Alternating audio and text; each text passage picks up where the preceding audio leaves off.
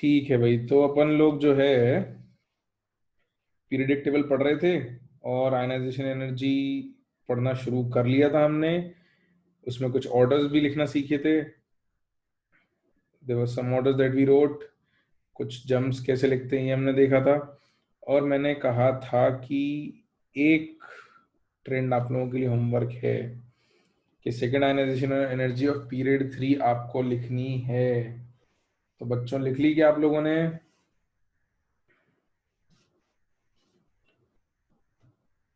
लिख ली, सही है, गुड गुड। तो एक काम करते हैं, मैं लिखना थोड़ा शुरू करता हूँ और उसमें लिखते लिखते आपसे पूछना भी शुरू करूंगा। ठीक। तो सबसे पहले तो सेकंड आयनाइजेशन एनर्जी लिखनी है, तो पहले तो सिंगल प्लस चार्ज बनाना पड़ेगा क्योंकि एक इलेक्ट्रॉन ऑलरेडी लॉस्ट है। तो एक इलेक्ट्रॉन ऑलरेडी लॉस्ट और सेकंड पीरियड थर्ड पीरियड के एलिमेंट्स है अपने। तो भाई कौन कौन से एलिमेंट्स है, पहले तो नाम ही बता दो मेरे को।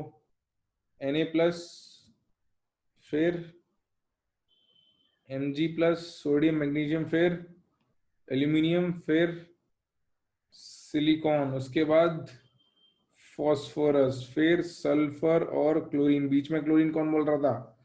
और लास्ट में आर्गन प्लस। सही बात है। और अपन ने देखा था कि कॉन्फ़िगरेशन देखना जरूरी है। फटाफट से कॉन्फ़िगरेशन लिख लेते हैं। Sodium will be 2s2 2p6 Nobel gas configuration हो जाएगा ये, है ना? बिल्कुल। मैग्नीशियम विल बी 3s1, फिर उसके आगे 3s2, 3p1, 3p2, 3p3, 3p4 and 3p5। यही कॉन्फ़िगरेशन आएंगे सबके, ऐसे ही लिखे होंगे आप लोगों ने। Very nice. इसके बाद मैंने आपको क्या आइडेंटिफाई करने के लिए बोला था बेटा कि हाफ फिल्ड और फुल फिल्ड सबशेल देख लो। और एस का हाफ फिल्ड अपन नहीं देखते क्योंकि उसके जंप से फर्क नहीं पड़ पाता, क्योंकि उसके आगे वाला आगे जंप कर जाता है। याद है ऐसा कुछ बताया था? तो और नोबल गैस सबसे एंड में आनी है, तो ये हो गया आपका noble gas. This is your noble gas. ये फुल फिल्ड सबशेल, ये half filled subshell. Half filled S को हम इसलिए नहीं देखेंगे क्योंकि उसके जस्ट बगल में फुल फिल्ड एस आता है, वो आगे जंप कर जाता है, तो एस के हाफ के जंप करने से कोई फर्क नहीं पड़ता है। तो इनको एक एक स्टेप जंप कराना है। These two will jump single step और noble gas configuration will be at last. तो इसके बाद हमारे पास नेट ऑर्डर निकल के आ जाएगा कि Mg+ is less then silicon plus is less than aluminium plus is less than phosphorus plus is less than chlorine plus is less than sulfur plus less than argon plus which is lesser than sodium positive।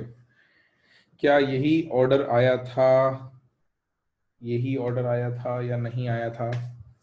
आना चाहिए, बिल्कुल यही order आना चाहिए। Good good good, very good.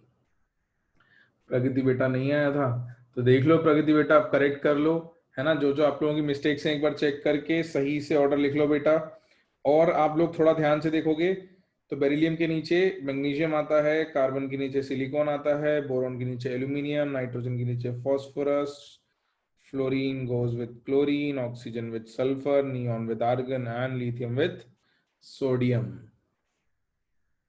Right. तो आना तो इसके करस्पॉन्डिंग ही था, बस कैसे आना था वो इस तरीके से आना था।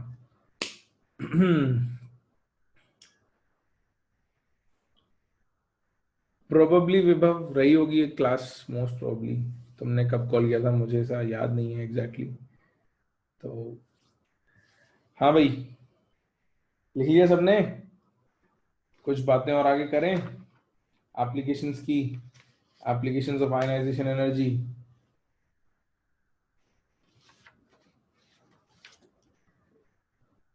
ठीक है, तो एप्लीकेशन की बात कर लेते हैं। और कुछ सवाल हैं जो मुझे आपसे पूछनी है तो वो भी पूछ लेंगे। चलो पहले अपन पढ़ लेते हैं, फिर थोड़े क्वेश्चन पूछता हूँ, क्योंकि थोड़ी एप्लीकेशंस पढ़ लेंगे तो थोड़े और अच्छे सवाल पूछने के लिए हो जाएंगे। हाँ, वो गैशियस स्टेट का मैंने तुम लोगों को भेज दिया था सॉल्ट एग्जाम्पल। एक्चुअली मैंने जेई वालों के लिए निकाला था, तो मैंने फॉरवर्ड किया था तो तुमको भी कर दिया कि जब गैशियस स्टेट पढ़ेंगे तो काम आ जाएगा, है ना? तो तुम्हारे लिए रेडॉक्स का निकालूंगा तो उनको भी दे दूंगा कि भाई सॉल्ड एग्जाम्पल से कभी देखने का मन हो या प्रैक्टिस के लिए करना हो तो कर लेना। ठीक है, पीरियडिक का तो मिल गया था ना तुमको, पीरियडिक के काफी सवाल हैं उसमें, बहुत ज्यादा ही है। तो तुम उसको, अगर तुम्हें कभी लगे कि ये करंट मटेरियल कम पड़ रहा है तो कर लेना उसको, है ना, एक्स्ट्रा प्रैक्टिस के लिए पहले, लेकिन अपना मटेरियल करना है।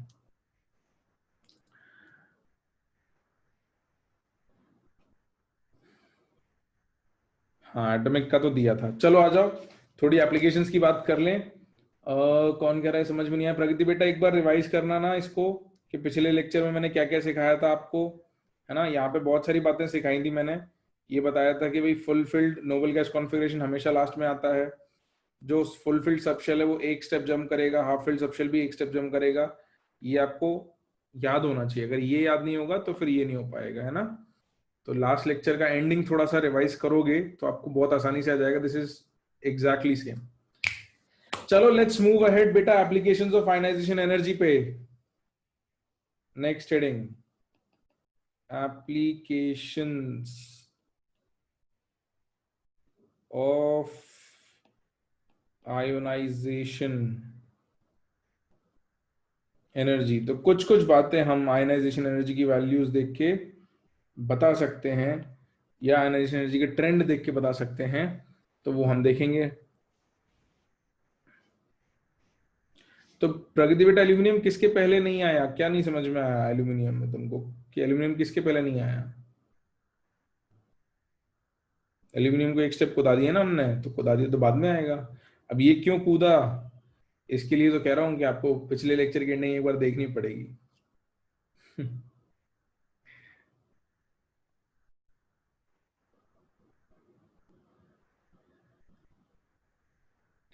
चलो अपन सीख लेते हैं, फिर देख लेंगे एंड में, अगर टाइम मिलेगा तो अपन इस बात को दोबारा डिस्कस कर लेंगे। लेट्स मूव अहेड, नहीं तो बहुत रिपीटेटिव हो जाएगा। मिस्टेक समझ में आ गई? अच्छा ठीक है, बहुत ही सही है, चलो गुड। तो एप्लीकेशंस ऑफ आयनाइजेशन एनर्जी में सबसे पहली बात जो हमको डिस्कस करनी है वो है मेटालिक कैरेक्टर। बेटा मेटालिक कैरेक्टर क्या होता है, किसी को पता है? मेटल्स का जो कैरेक्टर होता है, क्या कैरेक्टर होता है, जनरल प्रॉपर्टीज मेटल्स की, क्या करते हैं मेटल्स? लूजिंग ऑफ इलेक्ट्रॉन्स, बिल्कुल बिल्कुल, लूजिंग ऑफ इलेक्ट्रॉन्स। तो उसमें लिखो, it is the tendency to release an electron. It is the tendency to release an electron. तो अब तुम मुझे बताओ कि जो मेटालिक कैरेक्टर है,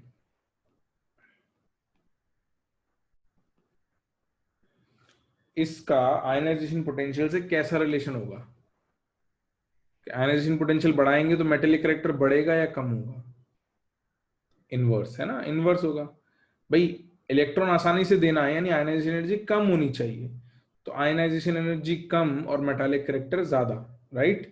तो metallic character is inversely proportional to ionization energy या आयनाइजेशन पोटेंशियल।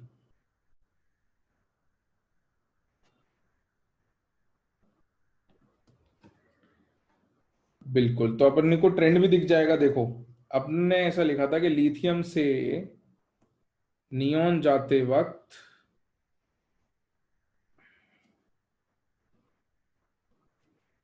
आयनाइजेशन एनर्जी बेटा क्या होती है? आयनाइजेशन एनर्जी इंक्रीज होती है। तो मेटालिक कैरेक्टर का क्या होगा?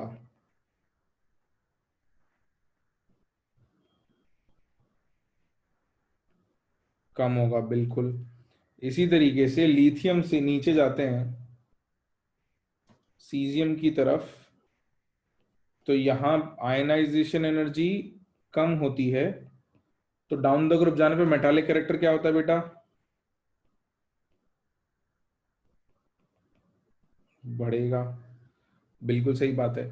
तो इस तरीके से ट्रेंड बन गया अपना। और अपन ने बीच में देखे थे मेटलॉइड्स कुछ, है ना, boron, silicon, germanium, arsenic, antimony, tellurium और पोलोनियम।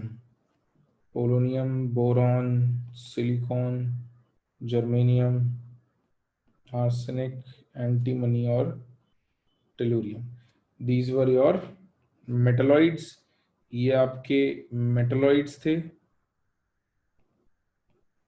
इनके राइट हैंड साइड यानी कि इस तरफ नॉन मेटल्स थे और इस तरफ मेटल्स थे। तो यही ट्रेंड दिख रहा है, इधर जाएंगे तो मेटालिक कैरेक्टर कम होगा, नीचे आएंगे तो मेटालिक कैरेक्टर बढ़ेगा, है ना। बिल्कुल। और आप यहां भी देख सकते हो, जैसे फ्लोरीन, क्लोरीन, ब्रोमीन, आयोडीन और एस्टेटाइन पे आते हैं तो ये मेटालिक हो जाता है, दिस इज मेटालिक। बिल्कुल बिल्कुल। तो इनके जो लेफ्ट हैंड साइड है वो सब मेटल्स हैं, ठीक है। विभव कह रहा है ट्रांजिशन पूरा मेटालिक है ना, हाँ सही बात है, फिर भी ये पूछ रहा है ऐसा क्यों। तो बेटा अब इस बात की तो जवाब कैसे पूछ सकते हो तुम कि भाई, मतलब बोलने को मैं बोल सकता हूँ, अच्छा एस्टेटाइन ऐसा क्यों। तो देखो ना डाउन द ग्रुप क्या होता है, कौन सा कैरेक्टर बढ़ता है, मेटालिक। तो नीचे आओगे तो मेटालिक कैरेक्टर बढ़ता है, तो एस्टेटाइन आते आते बहुत मेटालिक हो जाता है, तो मेटल की तरह बिहेव करता है, सिंपल सी बात है ना।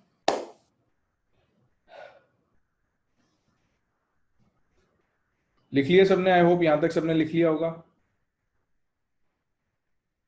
तो इसके बेसिस पे हम कुछ प्रॉपर्टीज को आसानी से याद रख सकते हैं। क्या याद रख सकते हैं भाई, आपको पता होगा अच्छे reducing agents S block metals होते हैं as compare to D block, या सबसे आसानी से इलेक्ट्रॉन देने वाले एस ब्लॉक के होते हैं, क्योंकि हमने देखा कि भाई इधर मेटालिक करेक्टर ज्यादा होता है, डी ब्लॉक में जाओगे राइट की तरफ जाओगे तो नॉन मेटालिक करेक्टर बढ़ने लगता है। बिल्कुल। तो इसी के हिसाब से याद वो प्रॉपर्टीज हैं वो हैं, उनके ट्रेंड्स अपने को इससे याद रखना आसान हो जाता है। तो उसके नीचे अपन एक लाइन लिख देते हैं, इसके नीचे लिख लो, thus reactivity comma reducing nature and electropositive character, thus reactivity comma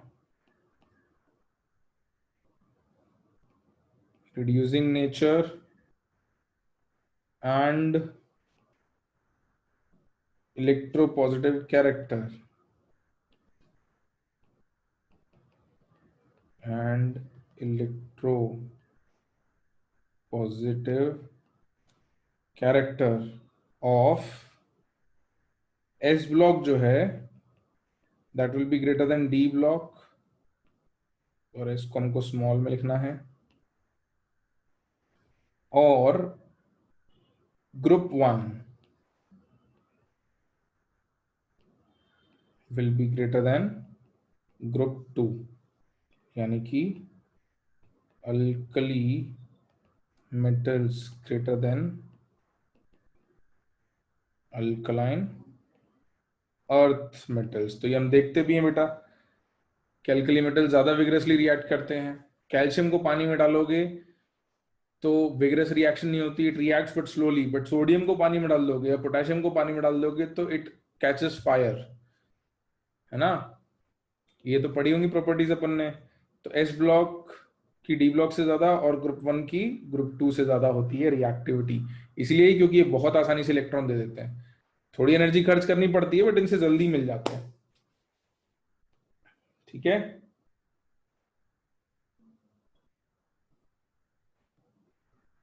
हाँ बेसिकली होता क्या है कि ये इनको पानी में डालते हैं तो हाइड्रोजन रिलीज होती है और वो हाइड्रोजन बर्न होती है, तो मेटल बर्न नहीं होता, ये हाइड्रोजन रिलीज कर देते हैं, वो हाइड्रोजन बर्निंग हो जाती है। बिल्कुल। लिख लिया सबने यहां तक, लिख लो जल्दी लिख लो, मैं वेट कर रहा हूँ, लिख लो, I am waiting, don't worry, कर रहा हूं मैं आपका इंतजार कर रहा हूं, लिख लो।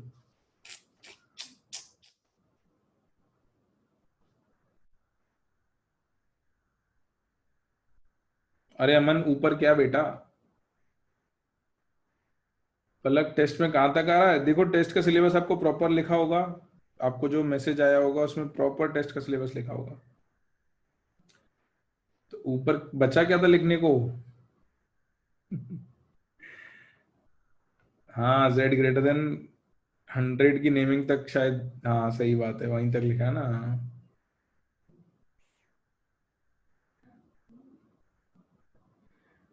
हाँ मतलब मेटालिक कैरेक्टर उसका ज्यादा होगा जिसकी इलेक्ट्रॉन लूज करने की टेंडेंसी ज्यादा है, जैसे लस्टर भी होता है मेटल्स में। तो वो लस्टर भी क्यों होता है, क्योंकि उनके इलेक्ट्रॉन्स थोड़े फ्री होते हैं। अब जिसके इलेक्ट्रॉन ज्यादा फ्री होंगे उसका मेटालिक कैरेक्टर भी फ्री हो जाए, मतलब लस्टर भी ज्यादा हो जाएगा। ओके चलो, एक और इम्पोर्टेंट बात बता दूं, फिर भाई आगे भी तो पढ़ना है। तुम एक ही बात पर अटक जाते हो, आगे और भी इंपॉर्टेंट चीजें आएंगी। करें, लिखें, एक लाइन और बता दूं, थोड़ी और ज्यादा इंपॉर्टेंट है। तुमने रिड्यूसिंग नेचर के बारे में कुछ लिखा है। रिड्यूसिंग नेचर मतलब इलेक्ट्रॉन देने की टेंडेंसी होती है, याद है ना सबको। सामने वाले को रिड्यूस करना मतलब सामने वाले को इलेक्ट्रॉन देना, पढ़ाया था ये। तो रिड्यूसिंग नेचर हमने लिखा, group one greater than group two, S block greater than D block.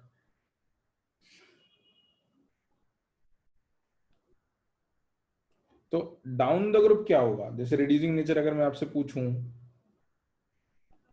जैसे आपको मान लो ग्रुप वन का रिड्यूसिंग नेचर लिखना है, you have to write down the reducing nature of group one elements. तो लिथियम, सोडियम, पोटेशियम, रुबीडियम और caesium तक इन गैशियस स्टेट किसका रिड्यूसिंग नेचर सबसे ज्यादा होगा, कौन सबसे आसानी से इलेक्ट्रॉन लूज करेगा? सीजियम। भाई down the group electron lose करने की टेंडेंसी बढ़ती है ना, भूल गए, अभी तो लिखा था, है ना, इंक्रीजेस डाउन द ग्रुप, बिल्कुल। तो सीजियम का रिड्यूसिंग नेचर सबसे ज्यादा है। अब हमने यहाँ पे एक टर्म लिखा है, ध्यान देना, गैशियस स्टेट। इसी को जब अपन लिक्विड स्टेट की बात करते हैं तो क्या होता है, अब ये ऑर्डर में सोडियम, पोटेशियम, रुबीडियम, सीजियम और लिथियम में ये ऑर्डर आ जाता है। लिथियम नीचे चला जाता है इन एक्वस मीडियम।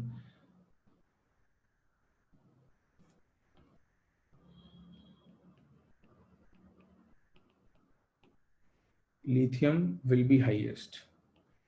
ठीक है, स्टार लगा लेते हैं। क्यों होगा मैं समझा देता हूँ, पहले स्टेटमेंट भी लिखवा दूँ तुमको कि ऐसा क्यों हो रहा है। हो सकता है स्टेटमेंट पढ़ के समझ में आ जाए, नहीं आएगा तो फिर मैं तो हूँ ही समझाने के लिए। हाँ परीक्षा बेटा, बात तो सही है। ये कैसे पता आपको, पढ़ा था क्या एनसीईआरटी में या कहीं और, कि लिथियम हाईएस्ट क्यों होता है? अच्छा, स्कूल में पढ़ा दिया, ठीक है। चलो तो मैं लिखवा देता हूँ, फिर मैं समझा दूंगा इस बात का मतलब क्या है। लिखो, due to small size of Li plus ion, due to small size of Li plus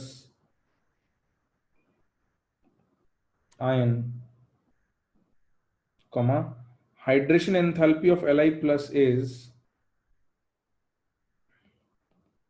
hydration enthalpy of Li plus higher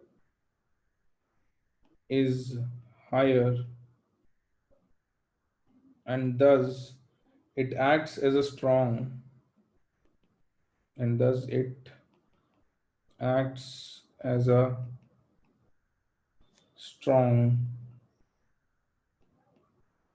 reducing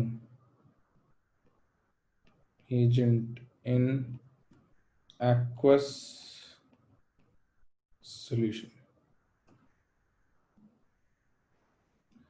और ग्रुप टू के लिए देखेंगे तो वहां ऐसी कोई दिक्कत नहीं आती, वहां दोनों में सेम ऑर्डर आ जाता है, beryllium, magnesium, calcium, strontium, barium, same order in gaseous and aqueous state, gaseous state में भी और एक्वस स्टेट में भी। तो यहां तक लिख लो, मैं समझा देता हूं कि क्या हुआ, फिर अपन इसकी अगली एप्लीकेशन पे आते हैं जिस पे मैं तुमसे कुछ सवाल भी पूछूंगा।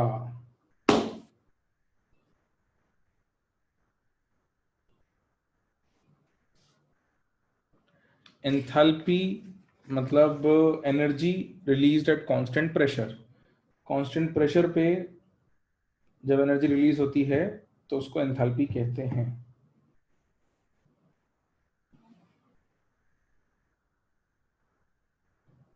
लिख लिया क्या? ठीक है। तो क्या हो रहा है लिथियम के साथ, मैं बता देता हूं यहां पर बस क्यों दिक्कत आ रही है।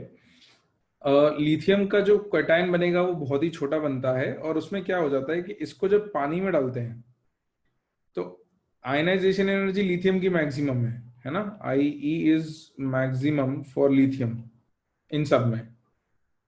ये बात सबको समझ में आती है, इसमें तो दिक्कत नहीं होगी किसी को कि down the group ionisation energy कम हो रही है तो ऊपर जो है सबसे ज्यादा है इन सब में, तो इससे इलेक्ट्रॉन निकालना मुश्किल होना था, इसीलिए इसको सबसे कम रिड्यूसिंग रखा हुआ था यहाँ पे। लेकिन पानी में डालने में क्या होता है कि इसकी एनर्जी तो मैक्सिमम है, लेकिन क्या होगा कि जब ये एल प्लस बनाएगा तो ये और एनर्जी रिलीज कर देगा, और हाई एनर्जी रिलीज हो जाती है in aqueous medium, high energy in aqueous medium. तो इसको इलेक्ट्रॉन रिलीज करने पर एक एडवांटेज मिल रहा है कि जो एनर्जी इसको खर्च करनी पड़ रही है उसमें से काफी ज्यादा एनर्जी यहां पर कंपनसेट हो रही है। कंपनसेट हो रही है मतलब कि जैसे मैंने आपको एक एग्जांपल दिया था कि भाई आपसे किसी को चॉकलेट लेना है तो वो उसको मेहनत करनी पड़ रही है, लेकिन आपसे चॉकलेट लेने के लिए क्या हो गया, अब आपको बहुत सारे दोस्त और मिल गए जिनसे आपको बातें करने में बड़ा मजा आता है, जिनसे इंटरेक्ट करने में मजा आता है। तो जब आप अकेले थे, बोर हो रहे थे, तब आपको चॉकलेट ज्यादा प्रिय थी। लेकिन जब आपके पास बहुत सारे लोग ऐसे आ गए जो आपसे बातें करने में इंटरेस्टेड है, आप उनसे बातें करने में इंटरेस्टेड हो, तो आपका चॉकलेट की तरफ से मोह थोड़ा सा कम हो गया, या ये कह सकते हैं कि खुशी खुशी में आपने वो चॉकलेट आसानी से दे दी। तो लिथियम खुश तो नहीं कह रहे, लेकिन ये कह रहे हैं कि इसको जो इलेक्ट्रॉन निकालने के लिए एनर्जी चाहिए वो यहाँ से इंट्रैक्शन से मिल जाती है, काफी कंपेंसेट हो जाती है, इसलिए इसका इलेक्ट्रॉन निकालना थोड़ा आसान हो जाता है। बाकी ये जो चीज है इसको हम डिटेल में और पढ़ेंगे, जब हम एस ब्लॉक में आएंगे तो हम लोग साइजेस की भी बात करेंगे कि एक्वस मीडियम में बिहेवियर क्या होता है आयंस का, तो तब इस पर और डिटेल में चर्चा करेंगे। ठीक है, ऑल राइट बच्चों।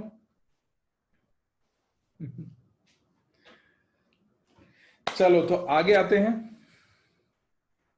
विभव, please repeat, I am not a network. कोई बात नहीं, चिंता मत कर, मैं अपलोड कर दूंगा आज ही लेक्चर और भेज भी दूंगा। ठीक है। हाँ, मैं रेडियम क्यों नहीं इंक्लूड किया बेटा, आपको याद है मैंने आपको पहले भी कहा था कि यहाँ पे फ्रैंशियम और यहाँ पे रेडियम हमने नहीं लिखा है क्योंकि रेडियो एक्टिव है। तो रेडियो एक्टिव की क्योंकि प्रॉपर्टीज नहीं ज्यादा स्टडी करी होती हैं, तो इसलिए उन पर डिस्कशन ज्यादा नहीं कर पाते हैं, है ना। याद है मैंने पहले भी कहा था एक बार। तो जनरली ये होगा कि रेडियो एक्टिव एलिमेंट्स की प्रॉपर्टीज का अपने पास ज्यादा इन्फॉर्मेशन नहीं होता है, इसलिए उनके ट्रेंड्स में अपन इंक्लूड नहीं करते हैं। वो हमारे ज्यादा काम की भी नहीं होती, हम उनसे कुछ चीजें बना भी नहीं पाते, है ना। तो एटॉमिक बॉम्ब्स और न्यूक्लियर रिएक्टर्स के सिवा हमारी डे टू डे लाइफ में वो यूज नहीं होती हैं, तो वैसा है। चलो let's move on to our next application B. पहली एप्लीकेशन थी जो हमने पढ़ी थी यहाँ पर metallic character. Next application B is determination of valency and valence electron. तो आयनाइजेशन एनर्जी की वैल्यू देख के हम लोग वैलेंसी और वैलेंस इलेक्ट्रॉन भी बता सकते हैं। लिखो,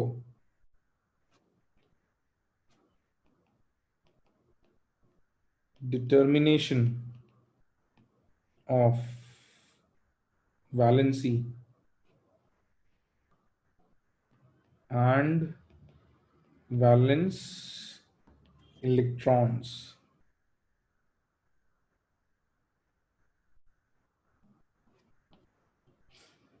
तो उसमें लिखो, if an atom has n valence shell electrons,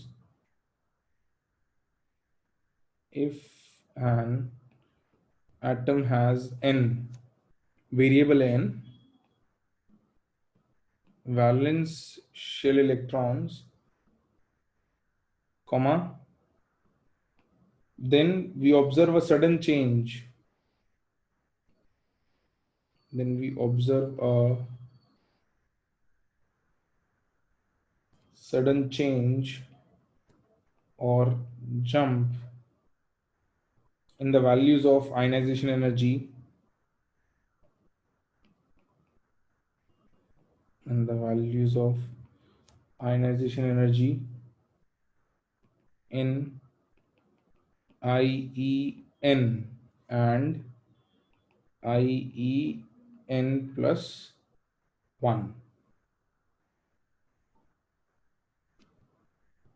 इसको लिखो, इसका मतलब और इसका यूज कैसे करना है वो भी मैं बताता हूं। तो एक टेबल बना लेते हैं, मैक्सिमम डिफरेंस और jump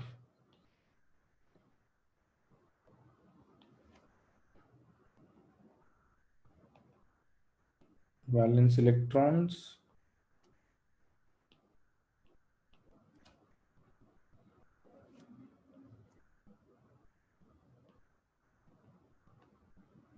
valency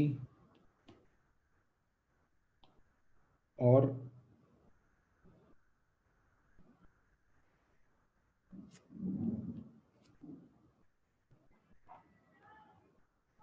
formula of halide. इन सब का मतलब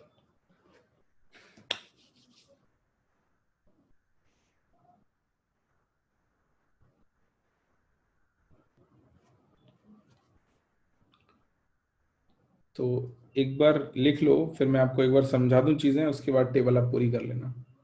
हैलाइड क्या होता है? अभी समझ में आ जाएगा। हेलोजेंस के जो कंपाउंड होते हैं वो हैलाइड होते हैं बेटा। जैसे hydrogen chloride, hydrogen bromide, hydrogen iodide, तो इनको कंबाइंड सिंगल कह देते हैं हैलाइड। कॉस तो बेटा रेडिएशन इमिट करके नए एलिमेंट में कैसे कन्वर्ट हो जाते हैं ये अब कहीं और पढ़ेंगे, रेडियो एक्टिविटी वगैरह जब आएगा तब पढ़ेंगे अपन। अभी यहाँ हम आयनाइजेशन एनर्जी पढ़ रहे हैं, है ना, तो उसको समझना जरूरी है। अभी यहाँ पर ये जो लिखा है इसको तो बता दूं मैं। आओ भाई बच्चों, लिख ली टेबल की हेडिंग, लिख ली क्या? तो मैं बता दूं जरा चीजें, समझा दूं। लॉजिक सिंपल ही है, बहुत लॉजिकल सी बात है, और इसके सवाल आएंगे तो हो ही जाएंगे, बट समझ लें एक बार फटाफट। इसमें कोई एक्सेप्शन भी नहीं आएगा, है ना। देखो मतलब क्या है, कहने का मतलब क्या है कि आपके पास आयनाइजेशन एनर्जी थी, तो आयनाइजेशन एनर्जी की वैल्यूज थी, आयनाइजेशन एनर्जी 1, आयनाइजेशन एनर्जी 2।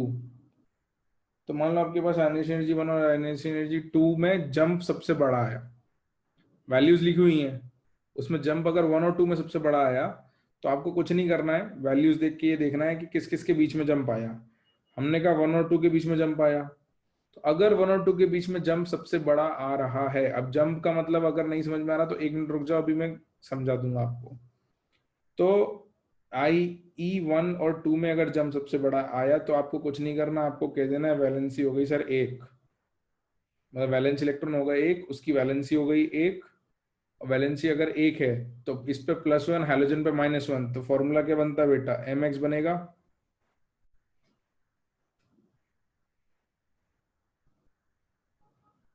है ना। और अभी इसकी टेंशन मत लेना कि सर ये जंप का मतलब क्या है, जंप मैं बता दूंगा, बट अगर तुम्हें जंप आइडेंटिफाई करना आ गया तो ये तो समझ में आ गया ना कि 1 और 2 में अगर जंप मैक्सिमम है तो वैलेंस इलेक्ट्रॉन एक, वैलेंसी एक। कैसे वो मैं सिखाऊंगा, अभी एग्जांपल वैल्यू दूंगा तब तो समझ में आएगा ना कि जंप कैसे आइडेंटिफाई करें। बट अगर पता चल गया कि 1 और 2 में सबसे बड़ा जंप आ रहा है तो वैलेंसी एक, वैलेंस इलेक्ट्रॉन एक। इसी लॉजिक पे आगे बढ़ते हैं, सुनो। अगर अगली बार आपको जो डिफरेंस है या जंप है वो आयनाइजेशन एनर्जी 2 और आयनाइजेशन एनर्जी 3 में सबसे बड़ा मिला, तो इस केस में वैलेंस इलेक्ट्रॉन कितने कहोगे आप? 2। ठीक है, वैलेंस इलेक्ट्रॉन 2, तो वैलेंसी भी 2। और अगर इसकी वैलेंसी, हेलोजन की वैलेंसी तो -1 ही होनी है, और इसकी +2 हो गई, तो फॉर्मूला क्या बनने वाला है? क्या बनेगा? mx2, बिल्कुल। तो ये बनेगा mx2, वेरी गुड। तो the formula will be mx2। चलो ट्रेंड तो समझना सीख लो, उसके बाद आपको फील भी दिला दूंगा मैं। अगली बार आपने देखा कि IE3 और IE4 में सबसे बड़ा जंप आ रहा था, तो अगर IE3 और 4 में जंप है, 3 और 4 के बीच में जंप है, तो इलेक्ट्रॉन कितने होने वैलेंस 3 है ना, हमेशा लोअर वाले, बिल्कुल। तो वैलेंस इलेक्ट्रॉन 3, वैलेंसी 3, फॉर्मूला क्या आएगा पलक? फॉर्मूला नहीं समझ में आया? आना चाहिए बेटा, ये तो क्रिस क्रॉस मेथड बचपन में सिखाते हैं ना। Fe पे +2 है और Cl पे -1 है, क्या फॉर्मूला आएगा इसका? ये 2 नीचे, ये क्रॉस करके क्या फॉर्मूला बनेगा? FeCl2 बनेगा ना। Na पे +1 है, Cl पे -1 है, क्रॉस कर दो NaCl बनेगा।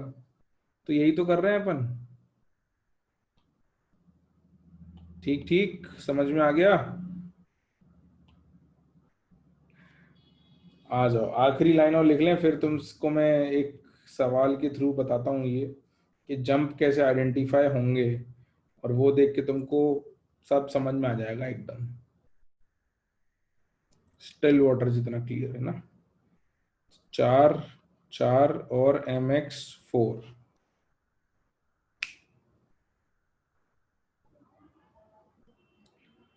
वो सक्सेसिव नहीं है बेटा, ये दीज आर नॉट सक्सेसिव, अभी मतलब बता रहा हूं मैं, चिंता मत करो।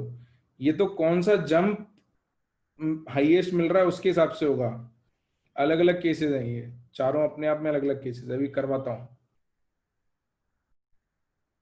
mx क्या है? जनरल फॉर्मूला है ना बेटा, m कोई मेटल है, उसका एक m लिथियम हो सकता है, सोडियम हो सकता है, पोटेशियम हो सकता है, रुबिडियम हो सकता है, सीजियम हो सकता है, m is a metal.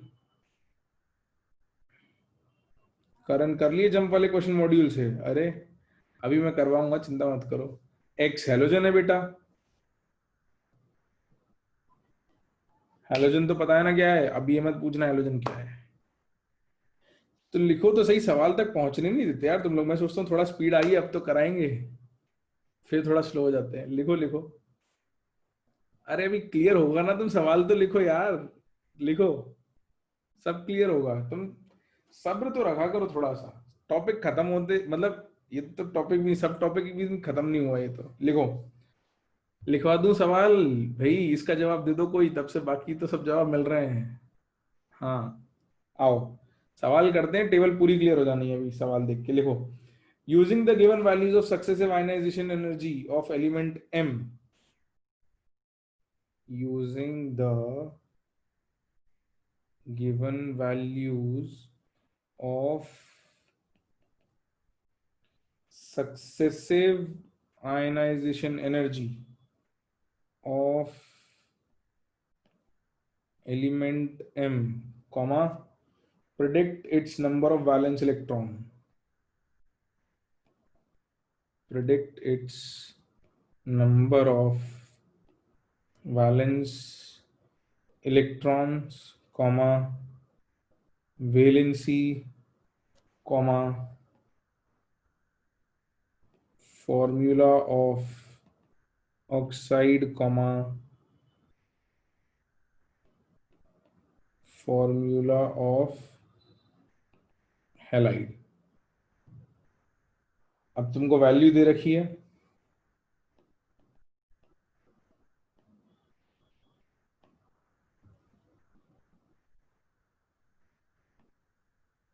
Electron volt पर एटम में दे रखी है। तो वैल्यू है 3.2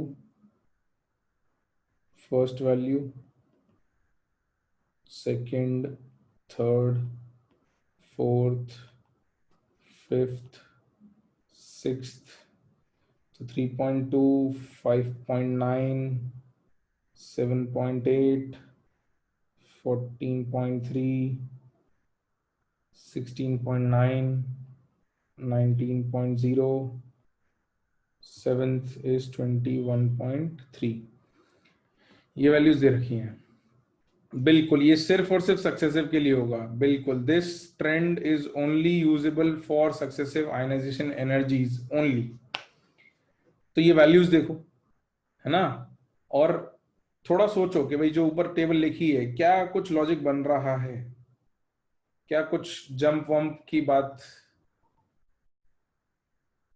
हाँ, तो इन वैल्यूज को देख के कुछ कुछ दिख रहा है क्या, कि मतलब कितने वैलेंस इलेक्ट्रॉन होंगे? मेरे पास आंसर आ रहा है, और एक्चुअली सही आंसर आ रहे हैं।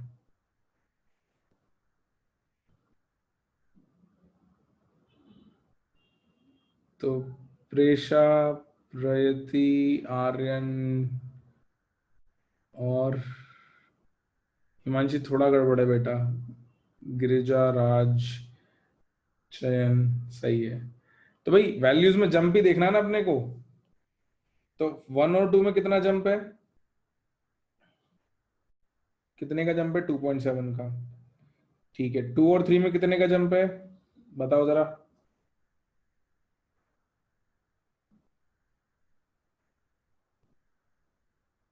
कैलकुलेट करो, किया नहीं है किसी ने अभी तक? हाँ, 1.9 बिल्कुल। अच्छा, 3rd और 4th में कितने का जंप है?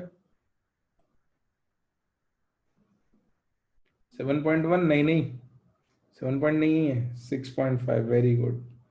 अच्छा, इसमें कितने का जंप है 4th और 5th में?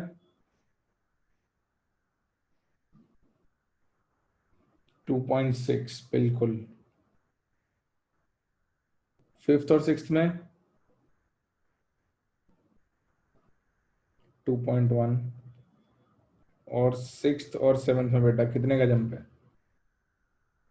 2.3 बिल्कुल।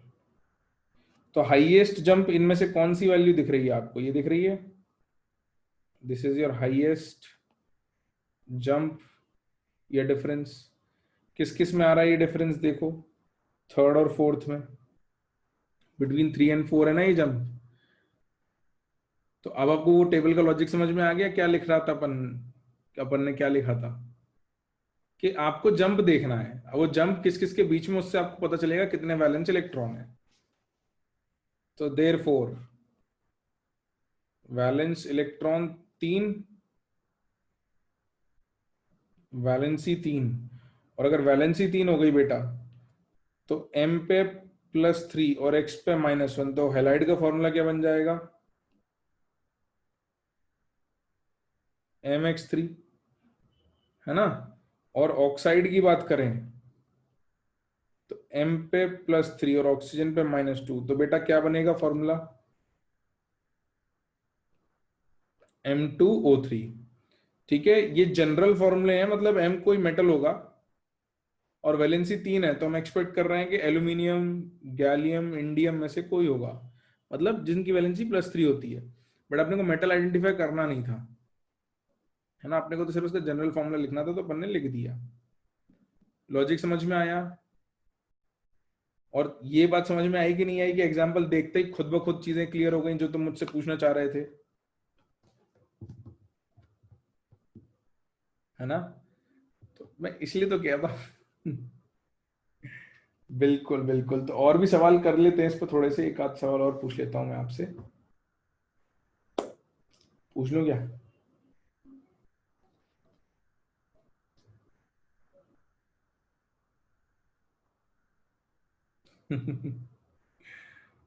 चलो ओके। तो और एक सवाल पूछ लेता हूँ, फिर अपन आगे बढ़ते हैं, ठीक है।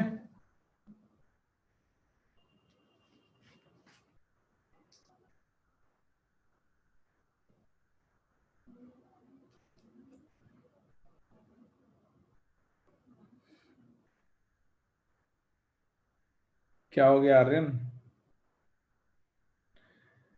युक्ति सेइंग कि सर 6.5 से वैलेंस इलेक्ट्रॉन कैसे आए? बेटा आपको जंप देखना है ना, सबसे बड़ा जंप कौन सा है, ये जंप लिखे थे इनमें, बताओ सबसे बड़ी वैल्यू कौन सी है? 6.5। तो 6.5 जो जंप है किस किस के बीच में? 3rd और 4th के बीच में। तो हमने बस यही तो कहा है। अरे अमन, पिटाई हो जाएगी। फर्स्ट एनर्जी ग्रेटेस्ट होती है।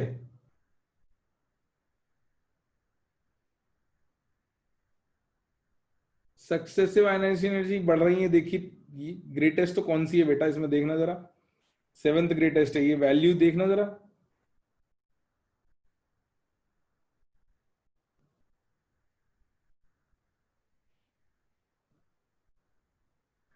भूल गया कि सक्सेसिव एनर्जी बड़ी होती हैं। और ये लॉजिकल सी बात है भाई कि जंप के हिसाब से, जंप के हिसाब से वैलेंस इलेक्ट्रॉन कैसे आते हैं? चलो मुझे लगा था कि तुम लोग समझ जाओगे, बट हाँ भाई, देखना जरा, एल्यूमिनियम की बात करते हैं। तो 1s2, 2s2, 2p6, 3s2, 3p1, right. हाँ मन बेटा, किसी भी एलिमेंट की कोई आयनाइजेशन एनर्जी, उसकी सक्सेसिव आयनाइजेशन एनर्जी बड़ी होगी। फर्स्ट सबसे बड़ी नहीं होगी, फर्स्ट सबसे छोटी होगी। Ionization energy one will be the smallest, successive will increase. इधर आ जाओ भाई, ये एल्यूमिनियम है, ठीक है। और कोई एक और एलिमेंट ले लेते हैं, मान लो मैग्नीशियम ले लेते हैं। तो 1s2, 2s2, 2p6, 3s2, ये मैग्नीशियम हो गया, ठीक। अब एक इलेक्ट्रॉन मैग्नीशियम से बाहर करोगे, Mg+ बनाओगे, ध्यान देना। तो 1s2, 2s2, 2p6, 3s1 आएगा, आएगा।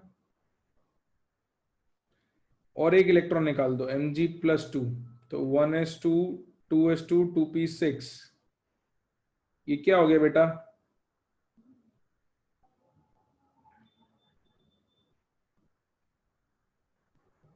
क्या हो गया? Nobel gas configuration.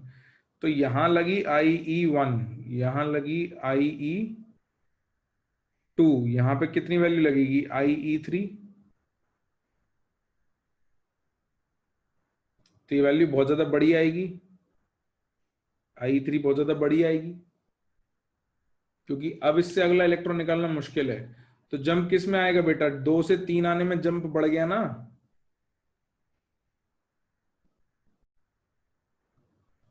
तो ये चीज आपको हर बार ना सोचनी पड़े, इसलिए आपको बता दिया कि भाई अगर 2 और 3 में जंप हो रहा है, यानी वैलेंस इलेक्ट्रॉन कितने होंगे?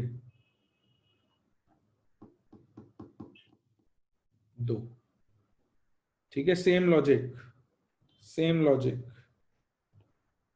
एल्यूमिनियम प्लस, एल्यूमिनियम+2, एल्यूमिनियम+3, ये ionisation energy 1, ionisation energy 2, ionisation energy 3 और आयनाइजेशन एनर्जी 4।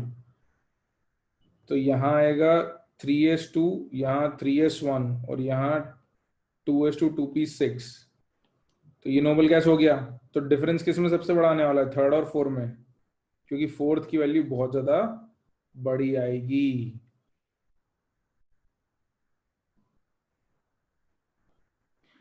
करण बेटा, नोबल गैस के केस में IE1 सबसे बड़ा नहीं आएगा, जंप जो है वो नहीं मिलेगा तुमको, मतलब 1 की वैल्यू बहुत बड़ी आएगी, फिर 1 से 2 में थोड़ा जंप, 2 से 3 में थोड़ा जंप, बट वैल्यू तो हमेशा बढ़ेगी। कैसे भूल जाते हो तुम लोग? ये चीज मैंने स्पेसिफिकली इसलिए आयनाइजेशन एनर्जी पढ़ाते वक्त शुरुआत में बताई थी कि बेटा ये मत सोच लेना कि कॉन्फ़िगरेशन से सक्सेसिव आयनाइजेशन एनर्जी में कोई फर्क पड़ जाने वाला है। कहाँ गया? Let me check.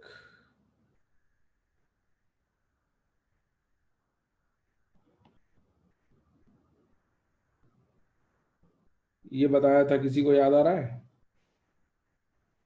ये सिखाया था मैंने कि बेटा ये नोबल गैस कॉन्फ़िगरेशन जरूर है, बट इसकी एनर्जी इससे ज्यादा थोड़ी हो जाएगी। और ये जंप वाली बात भी बताई थी, देखो 200 से सीधे 1000 हो गया इनडायरेक्टली वहां पे।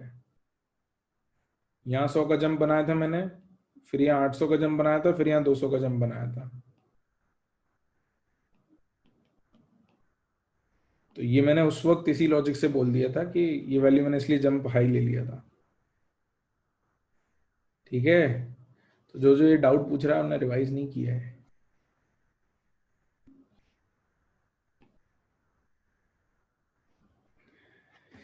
ठीक। ऑब्वियस है, मुश्किल चीज नहीं है।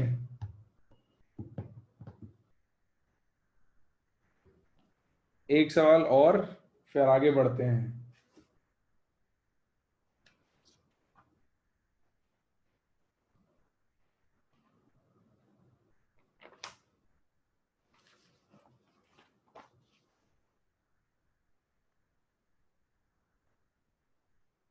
चलो और एक सवाल, आ जाओ। अमन बेटा, सब तो लिखवाया, कॉपी में क्या लिखना है बता?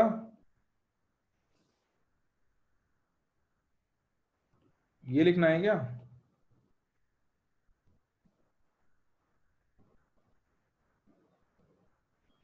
नहीं मतलब ये नहीं भी करोगे तो चल जाएगा, ये तो लॉजिक बताया है मैंने कि क्यों ऐसा होता है, जो हमने ऊपर लिखा है कि ऐसा क्यों हो रहा है ये जंप। सिंपल सी बात है कि नोबल गैस कॉन्फ़िगरेशन आने पर जंप सबसे ज्यादा मिलेगा, और noble gas configuration valence electron हटने के बाद ही आएगा। तो जिस आयनाइजेशन एनर्जी पर सबसे बड़ा जंप मिल जाए उतने वैलेंस इलेक्ट्रॉन हैं, एज सिंपल एज दैट। ठीक है, ऑल राइट, इसको नोट करने की जरूरत नहीं है, you don't need to note it, ये सब समझा रहा था। सवाल करते हैं, सवाल ज्यादा मतलब लिखना जरूरी है, उसको करो। आ जाओ लिखो सवाल। An element has successive ionization enthalpies as an element has, गिरजा नोट करनी है, कौन सी टेबल नोट करनी है, ये वाली। तो ये तो ये तो सवाल में लिखवाई थी ना बेटा, लिखनी थी क्या तुमने?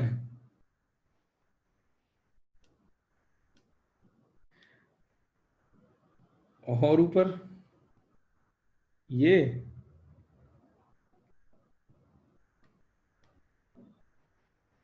अरे ये बचा है लिखना, अरे जल्दी करो जल्दी करो, सवाल देना था मेरे को।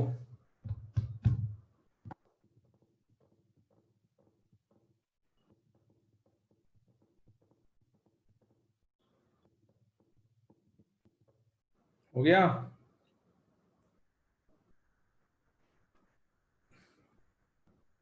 हाँ हाँ चलो आ जाओ, सवाल सवाल आ जाओ, जल्दी आ जाओ। हो, एन एलिमेंट है सक्सेसिव आयन, बहुत ही वेट कराते हो यार तुम लोग आजकल, कभी कभी कोई नहीं, चलो। An element has successive ionization enthalpies as an element has successive ionization enthalpies as 940, ये फर्स्ट है, और इसके बाद सीक्वेंशियली है, ठीक है, 940 comma 2080 comma 3090 comma 4140 comma 7030 comma 7870 comma 16,000 and 19,500 kilojoule per mole. Full stop.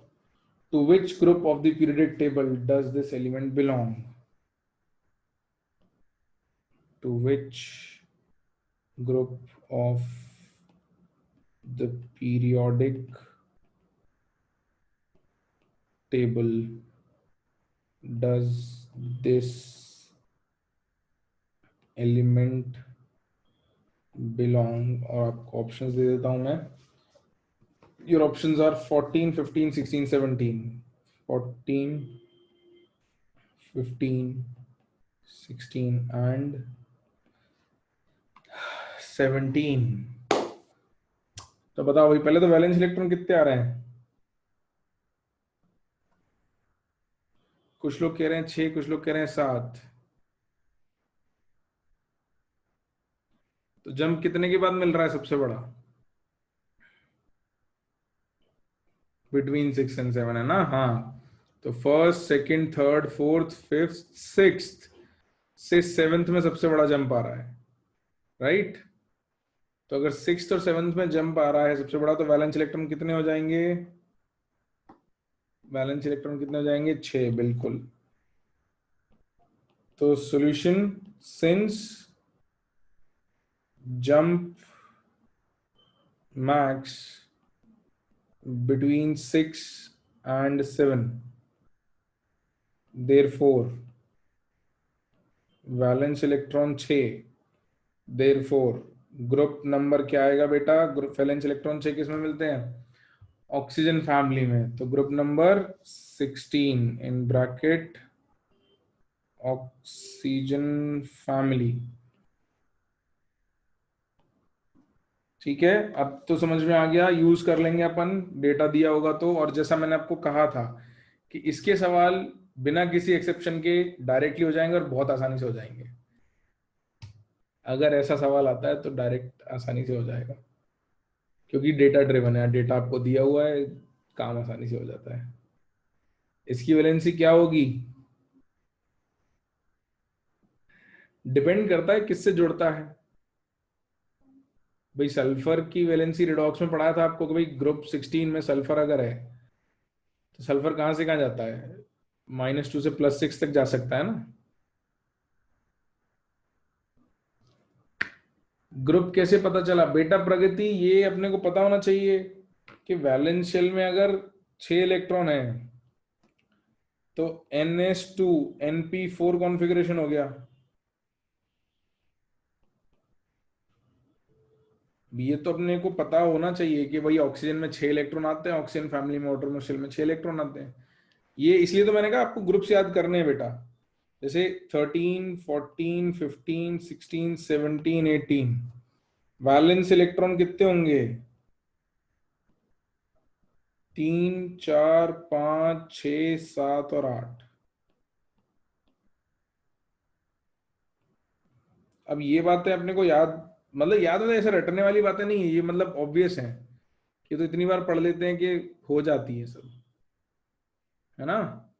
तो these are something which you not need to ऐसे मतलब बैठ के रटना नहीं है, ये तो करते करते आ जाता है, ये तो मतलब बहुत बार कर चुके होते हैं हम लोग, कॉन्फ़िगरेशन लिख चुके होते हैं। जनरल कॉन्फ़िगरेशन भी आपको याद होने चाहिए कि भाई इसका NH2NP1 NH2NP2 लिखे थे कहीं मैंने, ये ऐसा मेरे को याद आ रहा है, NH2NP4 NH2NP5 और NH2NP6, ये याद होने चाहिए। आगे बढ़े आगे बढ़े, हाँ भाई जनता।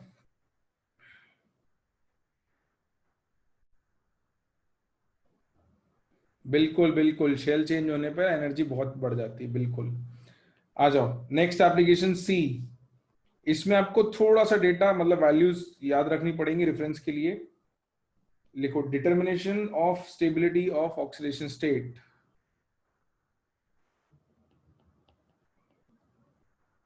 Determination of stability of oxidation state. इसमें रूल क्या है, इसमें रूल ये है कि if difference in ionization energy, ठीक है, डेल्टा आई सुन लो, बाद में पूछना नहीं, अभी सुन लो, देख लो स्क्रीन पे, delta I is difference in ionization energy, ठीक है, डिफरेंस आयनाइजेशन एनर्जी। नहीं तो बाद में कोई पूछता सर ये डेल्टा आई क्या लिख दिया आपने,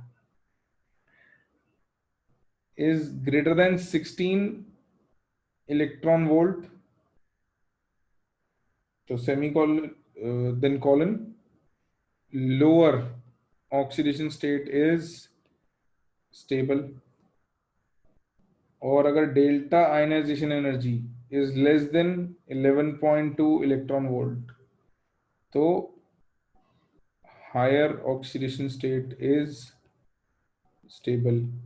अब इसका भी मतलब क्या है वो भी मैं बताऊंगा, व्हाट डज दिस मीन, फिर इस पे भी सवाल कराऊंगा, तो इसको लिख लो एक सेकेंड।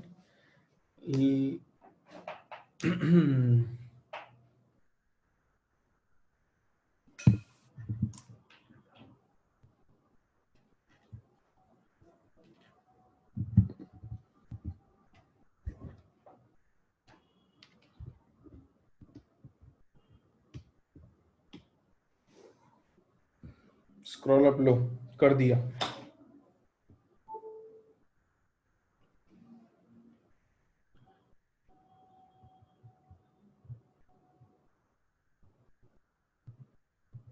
हाँ भाई क्लास लिख लिया क्या सबने। आई फाइंड कैसे करेंगे, करनी नहीं आपको फाइंड, डेटा दिया होगा, आपको डेटा दिया हुआ है उसके लिए पॉइंट्स लिख रहे हैं कि आपको डेटा गिवन है तो आप उस डेटा से कैसे बताओगे।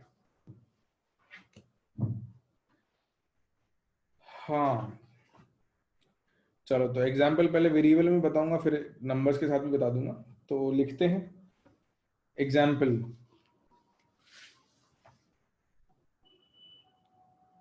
If ionization energy 2 minus ionization energy 1, difference जो है this is greater than 16 electron volt, तो दिस इंप्लाइज, क्या इंप्लाई करता है भाई? अगर 16 इलेक्ट्रॉन वोल्ट से डिफरेंस बड़ा है तो what does this imply? Lower oxidation state is stable. तो 1 और 2 में, या 2 और 1 में लोअर कौन है? 2 और 1 में लोअर कौन है? 1। तो हम कुछ नहीं करेंगे, हम डेटा देखेंगे, डिफरेंस निकालेंगे। डिफरेंस 16 से बड़ा आ गया तो हमको सीधे सीधे कह देना है कि लोअर, यानी इस केस में +1 oxidation state is more stable. अब यही डिफरेंस अगर 16 से बड़ा आ जाता, जैसे, चलो पहले तो मैं और दूसरे केस की बात बता देता हूँ। हे भगवान,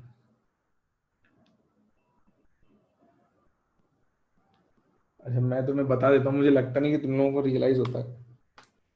हाँ मतलब नहीं आता होगा ये थॉट, कि मैं कोई चीज समझा रहा होता हूँ और उसको समझाते समझाते बीच में ऐसे कहीं से ऐसा आता ना कि सर ये समझ में नहीं आया, तो इट फील्स लाइक कि यार अभी तो मैं समझा रहा हूँ, अभी अभी एकदम से कैसे कोई डिसाइड कर सकता है कि नहीं समझ में आया? तो अभी एग्जाम्पल में एक लाइन लिखी है, मेरे को समझाने तो दो, आएगा वही समझ में, इतने दिनों में भरोसा। इसलिए मैं आजकल थोड़ा पहले वार्निंग देता हूँ कि अभी मैं वेरिएबल्स के टर्म में बात कर रहा हूँ, अभी डेटा भी दूंगा और उसको समझाऊंगा। और अभी थोड़ी देर पहले ही मैंने ये काम किया था, इसीलिए आपके साथ, कि यहाँ मैं समझा रहा था तो मैं कह रहा था कि 2 मिनट रुक जाओ, ये टेबल नहीं समझ में आई, कोई बात नहीं, जैसे ही मैं वैल्यूज पे आऊंगा सब समझ में आ जाएगा।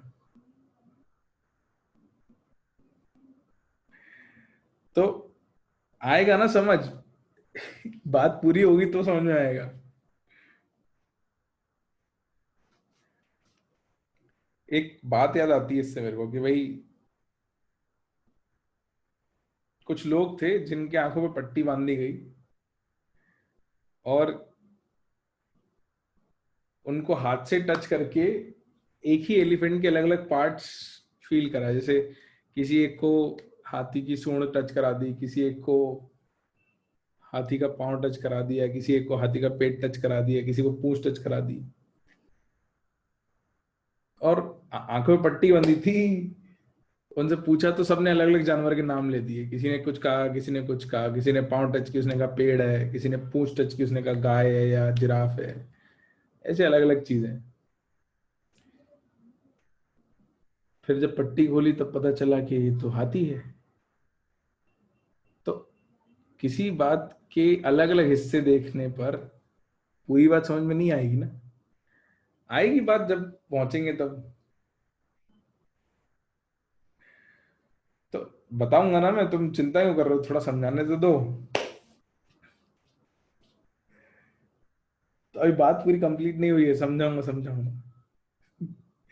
ऐसा तो नहीं लगता कि अगर हमने नहीं बोला तो सर समझाएंगे नहीं बाद में?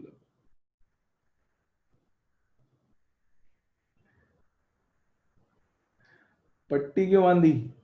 क्योंकि फिर कैसे डिसाइड करते कि उसको सिर्फ एक ही पार्ट फील हो? चलो चलो खैर, वो पॉइंट नहीं है, पॉइंट ये है कि भाई रुको तो सही, समझ में आएगा। इधर देखो चलो, मैंने अभी ये कहा कि आपको वैल्यूज दी हैं और आपने डिफरेंस निकाला, अगर वो डिफरेंस 16 से बड़ा आ गया, अगर वो आ गया तो आप कह दोगे छोटी ऑक्सीडेशन स्टेट स्टेबल है, बस, है ना?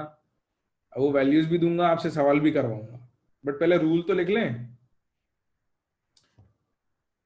अगर मान लो पहली और दूसरी की जगह सेकंड और थर्ड में डिफरेंस जो है वो 16 से बड़ा आता है ना? तो बेटा अगर थर्ड और सेकंड का डिफरेंस 16 से बड़ा आता है तो आपको क्या कहना है? के +2 oxidation state is more stable. Direct difference अगर 16 से बड़ा तो जो छोटी वैल्यू है वो स्टेबल है सीधे, है ना। सब बताऊंगा मैं, चिंता मत करो। अभी पहले इतना तो बता दो मेरे को, इतना तो जवाब दे दो कि सर सेकंड स्टेबल होगा, ये तो बता सकते हो ना। ऐसा क्यों, क्या, कैसे, सब बताऊंगा मैं। तो हम इतना तो कह सकते हैं ना रूल के हिसाब से कि +2 oxidation state is more stable. आगे आते हैं, अगर इसका अलग केस होता, आपको ऐसा बोला होता कि IE2 माइनस IE1 जो है वो 11.2 से छोटा है। अगर छोटा है तो आपको क्या सिखाया है भाई कि डिफरेंस अगर छोटा है तो हायर ऑक्सीडेशन स्टेट स्टेबल। तो अगर 2 और 1 में डिफरेंस छोटा आ गया तो कौन सी स्टेबल कहेंगे? रूल के हिसाब से बता दो, बस 2 कहेंगे, बिल्कुल सही बात है। तो यहां कह देंगे +2 oxidation state is more stable. और अगर IE3 माइनस IE2 11.2 से छोटा आ गया तो +3 oxidation state is more stable. ये तो हम कहेंगे, ठीक है। हाँ अभी आते हैं भाई, सब पे आते हैं, रुको तो सही। अब एक सवाल के सर वैल्यू अगर 16 और 11.2 के बीच में आई तो हम कुछ नहीं कह सकते, इसलिए हमसे पूछा भी नहीं जाएगा। अगर वैल्यू 16 और 11.2 के बीच में आएगी तो हमसे पूछेंगे ही नहीं कि कौन सी स्टेबल है, क्योंकि उस केस में हम बता ही नहीं सकते।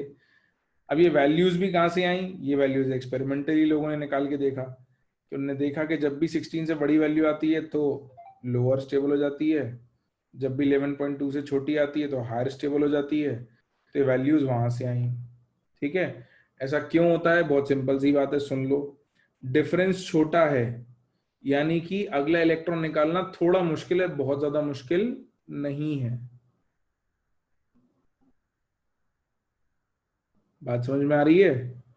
अभी थोड़ी देर पहले ही से कहा था कि जंप जहां बड़ा होगा वहां पे इलेक्ट्रॉन निकलना रुक जाएगा, वैलेंस इलेक्ट्रॉन उतना ही आएंगे। याद आ रहा है? तो यही तो बात हम कर रहे हैं, जंप जहां बड़ा हो गया तो वहां लोअर स्टेबल होगा क्योंकि अगला इलेक्ट्रॉन निकल नहीं पा रहा है। तो जंप अगर बड़ा आ गया, डिफरेंस बड़ा आ गया, तो अगला इलेक्ट्रॉन नहीं निकाल पा रहा है, इसलिए लोअर वाली स्टेबल है।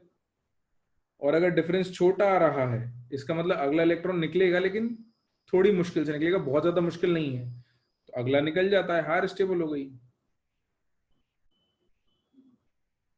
तो दोनों के बीच में हम क्यों नहीं निकाल पाते? क्योंकि एक्सपेरिमेंटली वही देखा ना कि भाई किसी केस में क्या हुआ कि वैल्यू मान लो 13 आई, तो एक बार लोअर स्टेबल हो रहा था, एक बार हायर हो रहा था।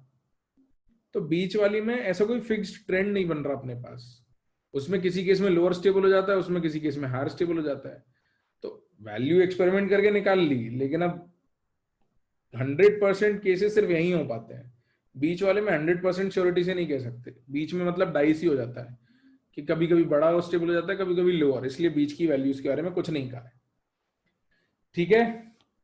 सवाल करते हैं, उससे और क्लैरिटी आएगी। बिना सवाल किए तुमको बहुत मुश्किल से कभी टॉपिक्स पे क्लैरिटी आ पाएगी, है ना। सवाल ही करते, बिना सवाल के मजा नहीं आएगा तुमको। लिख लिया सबने? हाँ। और जो तुमको डाउट थे उसमें से कुछ डाउट्स क्लियर हो गए? सारे नहीं हुए होंगे बट कुछ क्लियर हो गए। हाँ अभी सवाल करते हैं और भी क्लियर हो जाएंगे। लिखो, the first second and third ionization energies of an element are, the first comma second and third ionization energies of an element are क्या है? 7 electron volt, comma 12.5 electron volt and 42.5 electron volt respectively, respectively। full stop. The most stable oxidation state of the element will be the most stable oxidation state of the element will be, और आपको options दे रखे हैं ए +1, B +4, सी +3 या फिर D +2।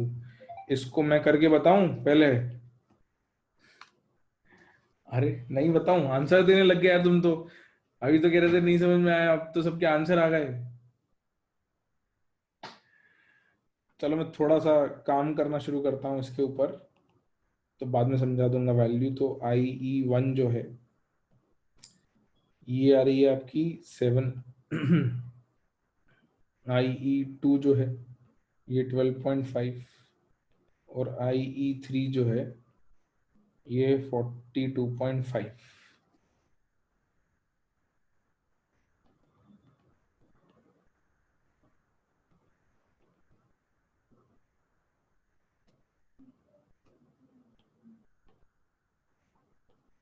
हाँ भाई, तो delta IE calculate करना जरा।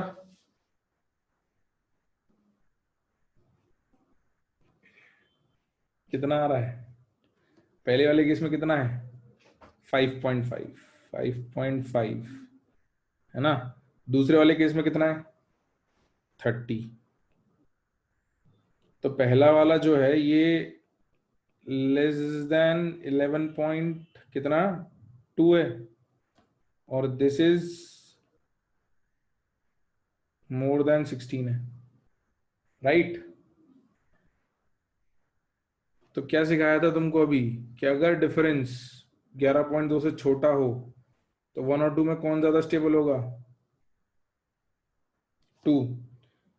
तो यहाँ 2 स्टेबल आ गया। अच्छा, और डिफरेंस अगर 16 से बड़ा हो तो कौन स्टेबल होगा? छोटा वाला। तो 2। तो 1 से भी 2 ज्यादा स्टेबल, 3 से भी 2 ज्यादा स्टेबल, तो सबसे ज्यादा स्टेबल कौन है? 2। बात समझ में आई? और कहा था मैंने कि इसके सवाल अगर आएंगे तो आसानी आएंगे। डेटा है, वैल्यू निकालो, खत्म। आपको रटने की जरूरत ही नहीं है कोई चीज। सिर्फ दो वैल्यूज याद रखो, 11.2 और 16, बस। तो IE2 minus IE1 is less than 11.2, this implies +2 more stable। और IE3 minus IE2 is greater than 16, this also implies +2 more stable, therefore +2 is most stable। ठीक है? हाँ भाई क्लास।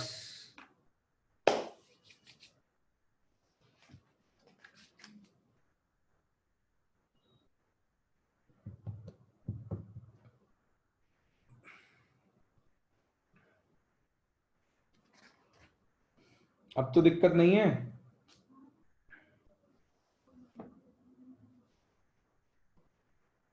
एक और दे दूं सवाल? नहीं, तीनों को माइनस नहीं कर सकते, नहीं नहीं नहीं, ये सक्सेसिव ही होगा बस। This will be successive. एक और सवाल दे रहा हूं बेटा, लिखो। If IE2 minus IE1 is equals to 46.5 electron volt, and IE3 minus IE2 is equal to 6.8 electron volt, then select the correct order of stability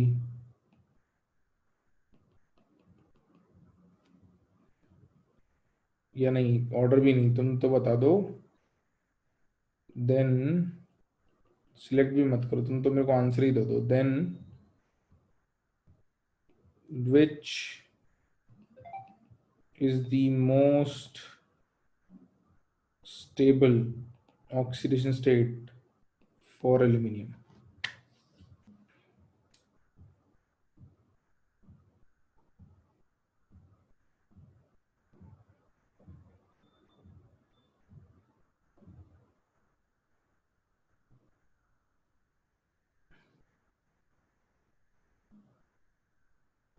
most में तुमको दिक्कत आएगी ना। क्योंकि तुमको दिक्कत आने वाली है मोस्ट में, तो मोस्ट तो नहीं बता पाओगे। तो मैं तुमसे which of the following correct पूछ लेता हूँ ना। Then which of the following is correct, वो सही रहेगा। हाँ, इस डेटा से तुमको मोस्ट बताने में दिक्कत आएगी। Then which of the following, then which of the following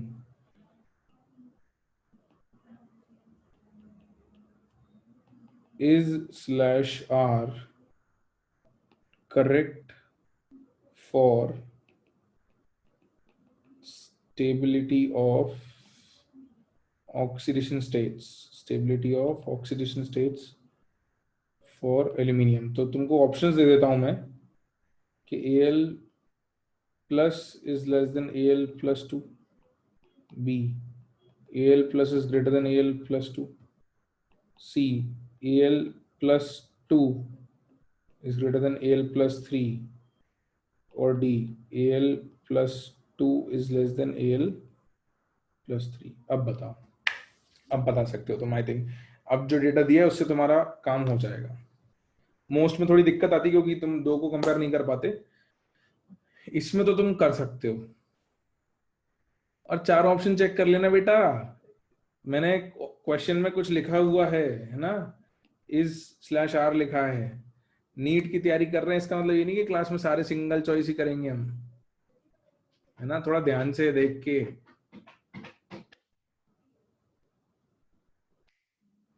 हाँ भाई, तो क्या क्या आ रहा अपने पास। पहला स्टेटमेंट, वन और टू में कौन स्टेबल है, देख के बताना जरा, वन और टू में कौन स्टेबल है। वन और टू में कौन ज्यादा स्टेबल है, वन। तो I E one is more stable. और दूसरे में टू और थ्री में कौन ज्यादा स्टेबल है, थ्री। तो I E three is more stable. तो I E three more stable ये आ गया, आई ई वन मोर स्टेबल ये आ गया। तो आंसर आएगा बी और डी, राइट। किसी को कोई दिक्कत नहीं होनी चाहिए।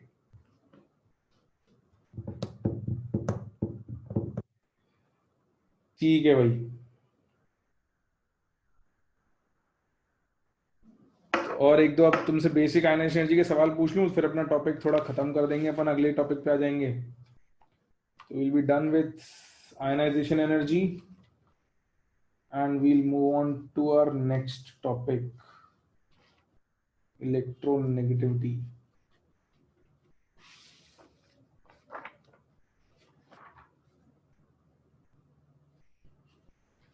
नहीं, इलेक्ट्रॉन एफिनिटी भी तो बचा है यार, थोड़ा एफिनिटी भी पढ़ाना पड़ेगा तुम्हें उससे पहले।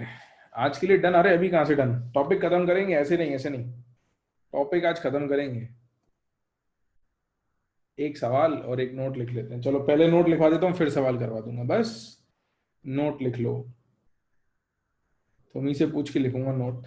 सवाल भाई, minimum ionization energy in predictable किसकी लिख दें।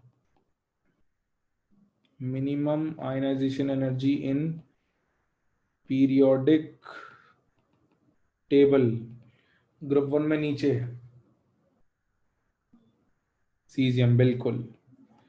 और सेकंड मैक्सिमम आयनाइजेशन एनर्जी, इसका तो सवाल पहले भी पूछ चुका हूँ, लिखवा भी चुका हूँ वैसे, शायद पता नहीं, पूछा तो है, लॉजिक भी समझाया था। मैक्सिमम भाई किसकी है, हीलियम। ठीक है, ये तो नोट लिख लिया अपन ने। और एक सवाल थोड़ा सोच के करना सवाल को. Which of the following is not correct for ionization energy? Which of the following is not correct for ionization energy? Your options are A, Mn plus 2 less than Mn plus 3, B, N3 negative less than N, C, Cu positive less than Cu plus 2, या फिर D, neon greater than neon plus. बताओ भाई कौन सा गलत है? B. B कैसे हो सकता है? नंदिनी ने सही जवाब दिया यार. नंदिनी गुड. बी कैसे हो सकता है? किसी के पास 3 इलेक्ट्रॉन एक्स्ट्रा रखें, उससे इलेक्ट्रॉन लेना आसान है या मुश्किल है?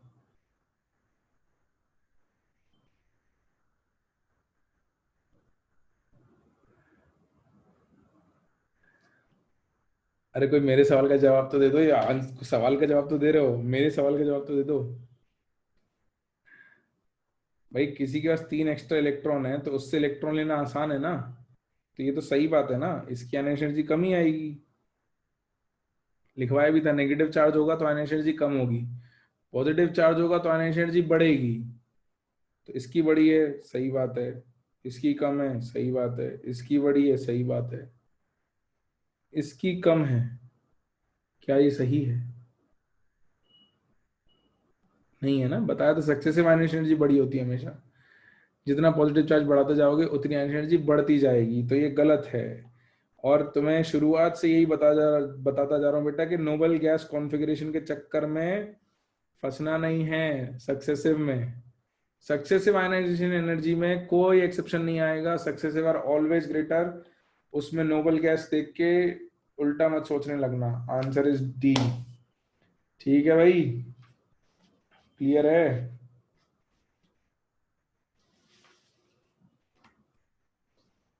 हाँ बिल्कुल. तो इसको जबरदस्ती कॉम्प्लिकेट नहीं करना अपने दिमाग में. तो अगली हेडिंग जो हमको लिखनी है, दैट इज, कितनी प्रॉपर्टी होगी? 5 प्रॉपर्टीज हो गई ना अपनी. आयनाइजेशन एनर्जी जो है वो अपनी 5th प्रॉपर्टी थी शायद, जहां तक मेरे को याद आ रहा है. हाँ, ionisation energy was our 5th property, right? तो let's move on to our 6th heading, electron gain energy enthalpy कहेंगे हम इसको. 6th, इलेक्ट्रॉन एफिनिटी, शॉर्ट में ईए लिखेंगे, और electron gain enthalpy in bracket delta H E G. ये enthalpy का symbol होता है डेल्टा एच. तो भाई यहां से अपने को आगे बढ़ना है. तो ठीक है, तुम कह रहे हो इसलिए आगे कल कंटिन्यू कर लेंगे. कल मतलब, ठीक है. तो just because you guys are saying, है ना.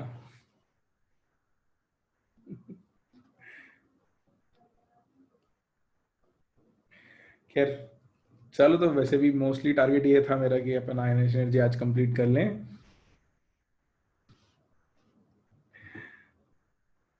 ठीक है, तो अपन ने कंप्लीट कर ली है. यहां से हम लोग नेक्स्ट लेक्चर में कंटिन्यू करेंगे. आपका काम क्या है? आज सवाल मैंने होमवर्क नहीं दिया है नोट्स में. आपका काम ये है कि आप थोड़ा सा इसको प्री रीड करो, electron affinity, electron gain enthalpy को एनसीईआरटी से, मॉड्यूल से. और आयनाइजेशन एनर्जी के जो क्वेश्चंस है बेटा, अब उनको करना स्टार्ट करो अच्छे से, है ना. अब अच्छे कर लो. ऑर्गेनिक के लिए एनसीईआरटी पढ़ना जरूरी है कि? हाँ पढ़ना चाहिए. तो पहले ये बताओ, थ्योरी रोक लें भैया आज? यहाँ पे रोक लें थ्योरी अपनी, ऑफिशियली स्टॉप कर दें? ठीक है.